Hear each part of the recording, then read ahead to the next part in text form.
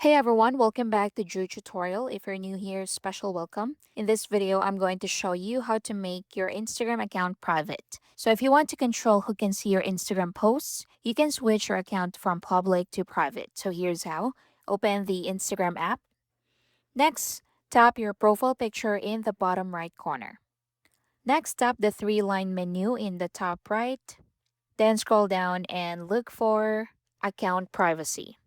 Then just tap Account Privacy and turn on Private Account. So switch to Private Account so you can read this information about what it is and tap Switch to Private to confirm. Quick one. If you're finding this tutorial helpful, my team and I publish simply and easy to understand step-by-step tutorial daily.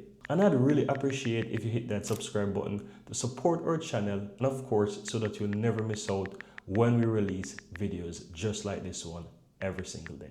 Now let's continue. So wait for it to process. So when your account is private, only the followers you approve can see what you share, including your photos or videos on hashtag and location pages and your followers and following list. So certain info on your profile, like your profile picture and username, is visible to everyone on and off Instagram. And that's it. Thank you for watching.